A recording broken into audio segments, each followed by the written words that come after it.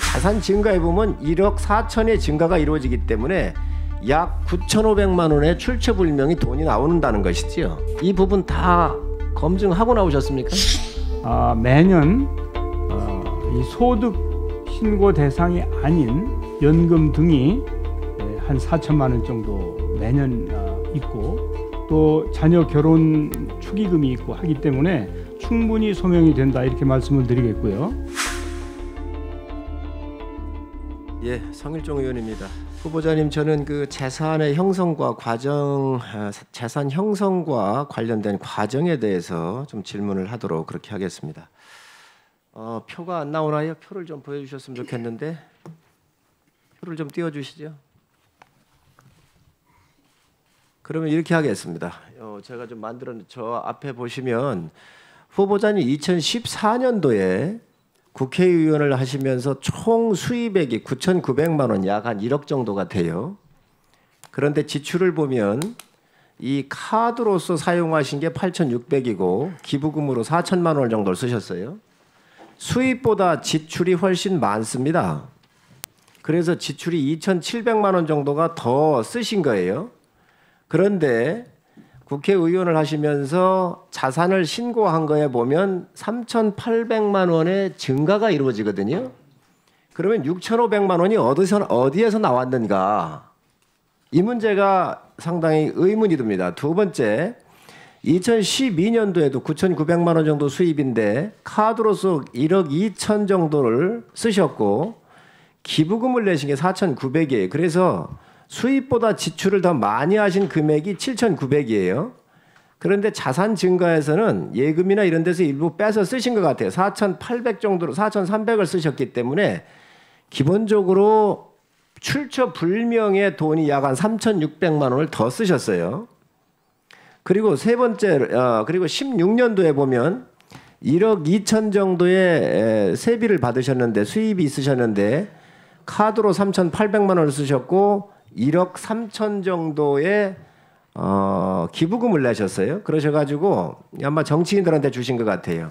그래서 수입보다 지출이 이게 1,700만 원 정도가 더 어디선가는 이 조달을 하신 거예요. 그것도 재산이 증가가 국회에 신고한 공직자 신고해 보면 자산 증가가 5,400이 늘어나셨단 말이죠. 400만 원이. 그래서 16년도에도 7,200만 원이라고는 돈이 어디에선가는 들어왔습니다. 그리고 2017년도에도 1억 5천의 수입이 있었는데 카드로 2,500, 8,500만 원의 기부금.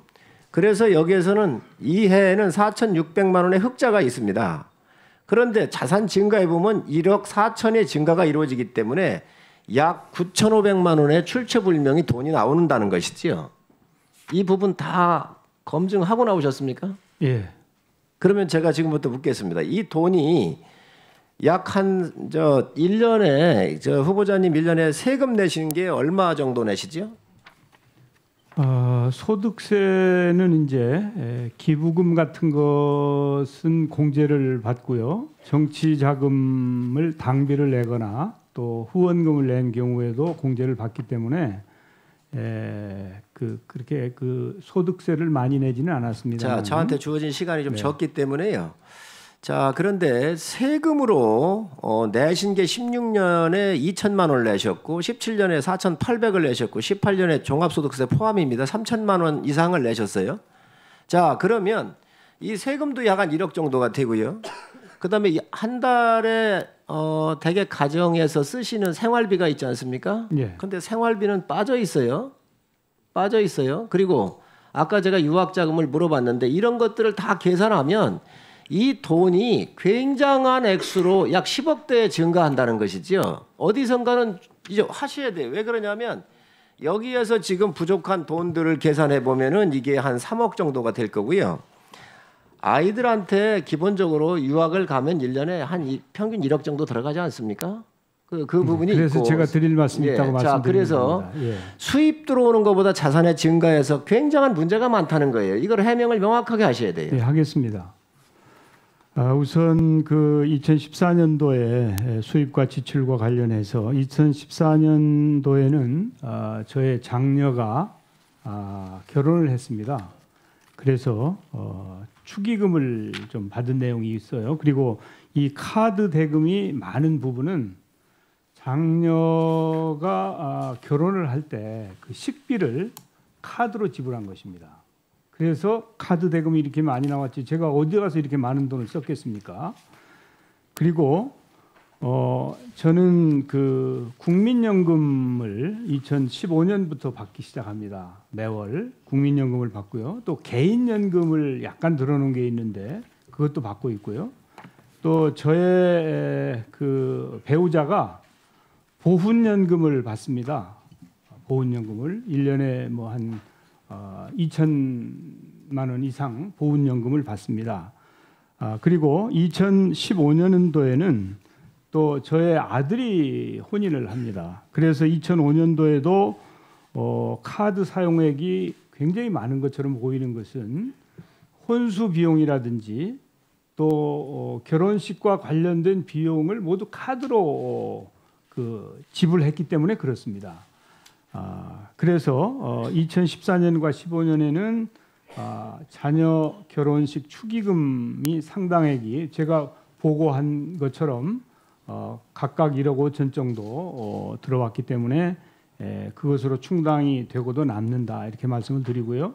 그 이후에도 2016년에는 선거가 있었지 않습니까?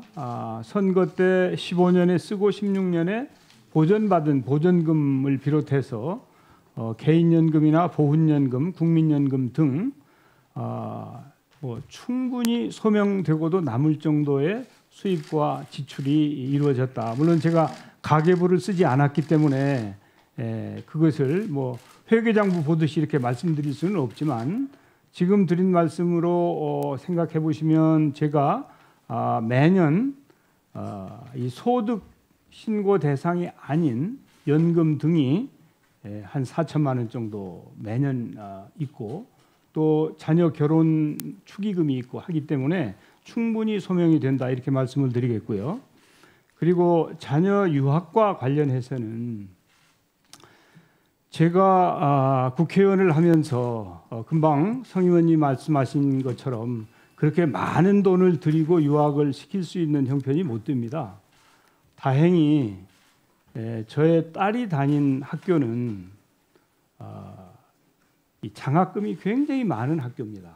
그래서 학비는 면제를 받고 생활비까지 장학금으로 조달을 했습니다. 그래서 저희 딸이 오랫동안 유학을 했는데 저희 딸에게는 제가 그 어떤 경제적인 부담도 지지 않고 이 딸이 유학을 할 수 있도록 이렇게 본인이 노력을 했다 이렇게 말씀드립니다. 그리고 본인도 석사를 하고 나서는 강사도 하고 또 다른 노력들을 통해서 이제 그 비용을 충당한 그런 노력이 있었다 이렇게 말씀드리고요.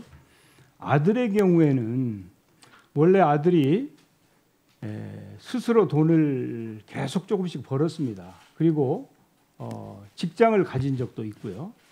그래서 자신이 조성한 자금을 가지고 MBA를 하러 간 겁니다. 제가 보낸 것이 아니고.